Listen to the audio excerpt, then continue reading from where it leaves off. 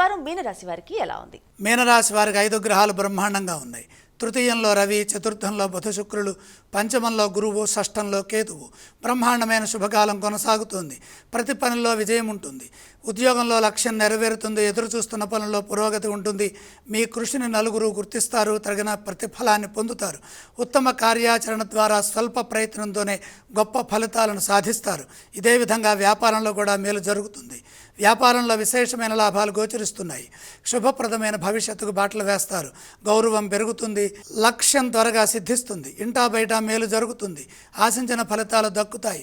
లక్ష్మీ కటాక్షం సిద్ధిస్తుంది. ధనయోగం విశేషంగా కలిసి వస్తుంది. మీ మాటకు విలువ పెరుగుతుంది. పెద్దల నుండి ప్రశంసలుంటాయి. నమ్రతగా ముందుకు సాగండి. గతంలో పోయినవి తిరిగి లభిస్తాయి. చంచల నిర్ణయాలకు దూరంగా ఉంటూ మంచి వివేకవంతమైన ఆలోచన సరళితో శుభ ఫలితాలను సాధించండి. పనిలో విజయావకాశాలు పెరుగుతాయి. గృహంలో శుభాలు జరుగుతాయి. మంచి వార్తలు ఆనందాన్ని ఇస్తాయి. మీనరాశి వారు ఎటువంటి స్తోత్రాలను పఠించాలి? అధిక శుభయోగాలు ఉన్నాయి కాబట్టి లక్ష్మీ స్తోత్రం మేలు చేస్తుంది. ఏ ఆలయాలను దర్శించాలి? లక్ష్మీ దర్శనం శుభప్రదం. వారు ఎటువంటి దానాలు చేస్తే మంచిది? దానాలు అవసరం లేదు.